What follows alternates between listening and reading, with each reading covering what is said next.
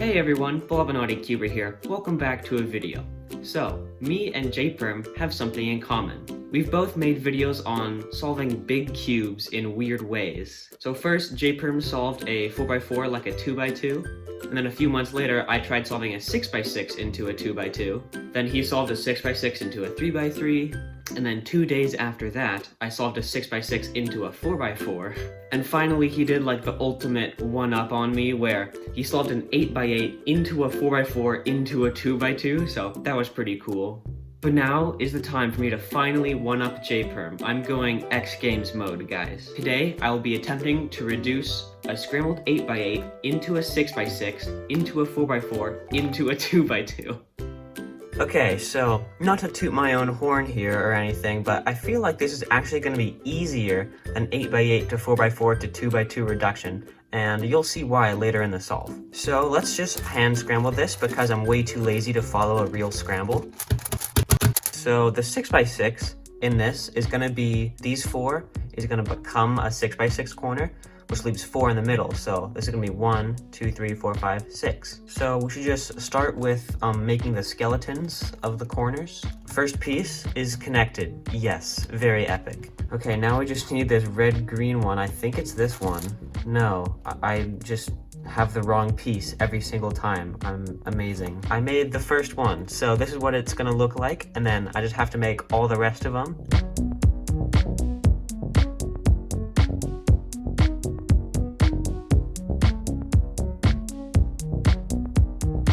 So I'm on the last swap here. I have to put this white-orange here and this red-green here.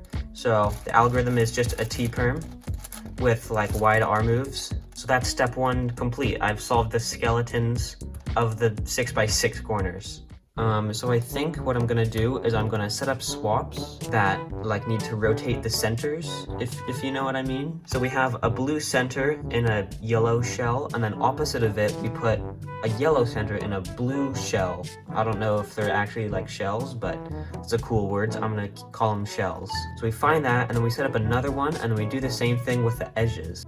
Oh, I found one. Okay, so here we have an orange and a yellow, and here we have a yellow and an orange. Yeah, so I need to put them here.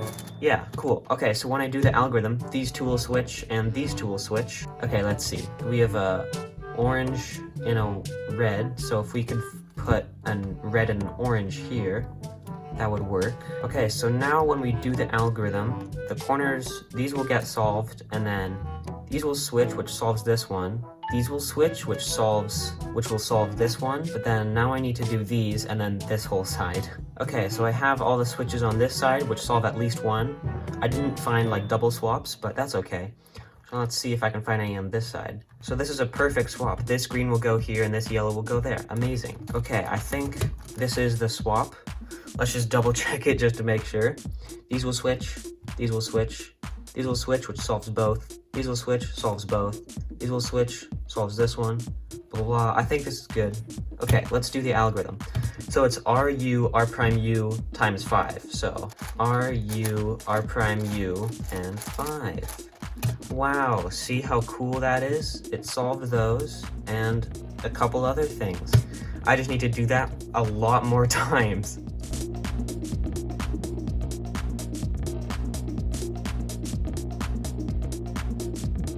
Well, that took a really long time, and I think I have only 2 left, so I decided to start recording again. Yeah.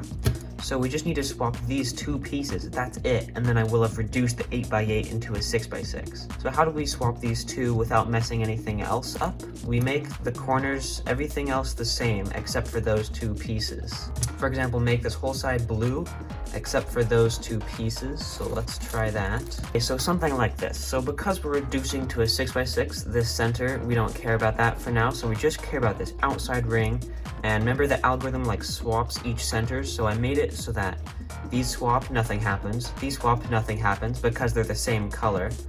And then when we do this swap, that'll solve both of these pieces, and the rest of them, nothing else will happen. So this should reduce the 8x8 into a 6x6. So let's do the algorithm.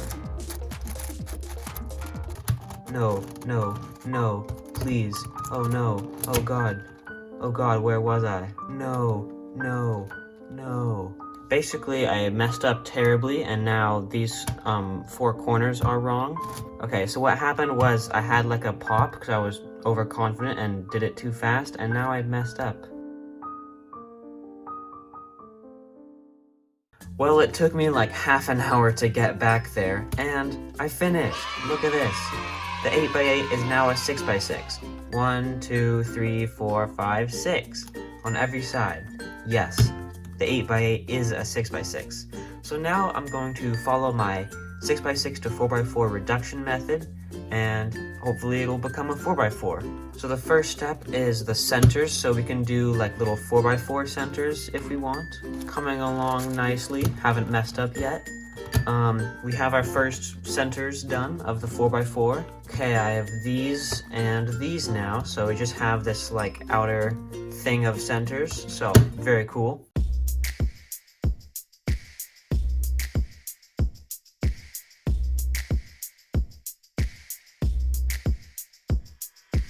Well, I messed up a little bit again, but it's actually been like an hour and a half. I reduced the 8x8 into a 6x6, and now I've solved the 6x6's 4x4 centers for reducing the 6x6 into a 4x4.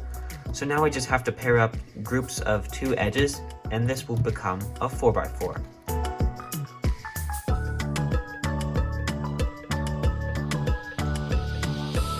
Okay, I paired a bunch of edges, but there's still a bunch more left, so let's just do it together because I got bored of doing it quietly by myself. So here they are, so let's see. So if I slice, and then I have to insert this one, like this, and then undo. Please undo. Oh my gosh, cube.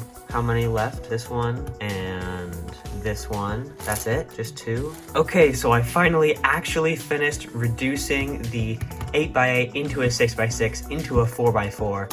So I figured out how to do the last 2 edge swaps using this weird parity algorithm from a 4x4 method I invented a couple months ago called 4ELT or 4ELT. But yeah, so I did that algorithm, and then I did a few commutators to fix whatever centers it jumbled, and now we have the 4x4. So now we have to solve it into a 2x2 to finish off this stupid challenge. So let's just start doing the same thing that we did at the beginning of the solve by extending the corners in each direction without the centers. Cool. This is the second one, I think. This one and this one. Okay, cool. Just 6 more left. Nice.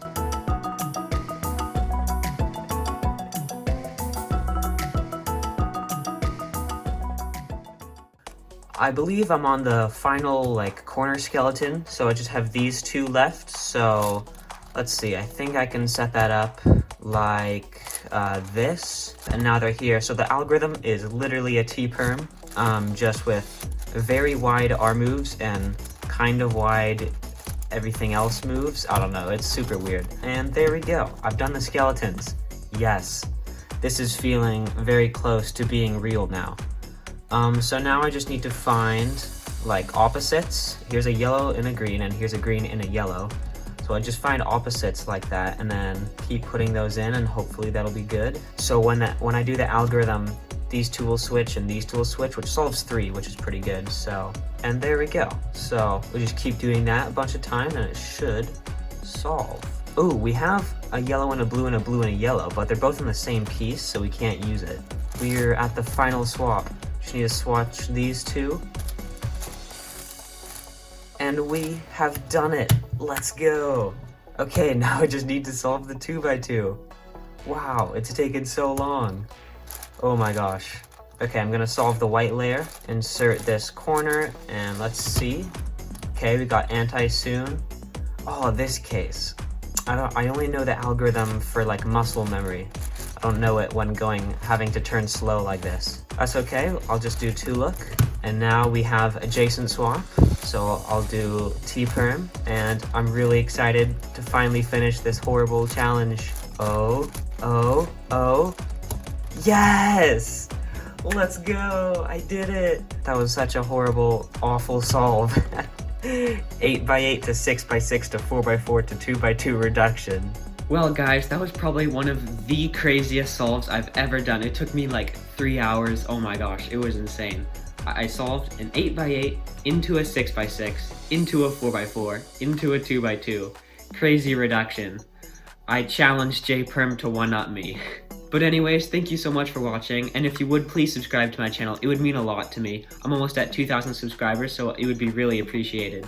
Thanks for watching, and I'll see you guys in the next video.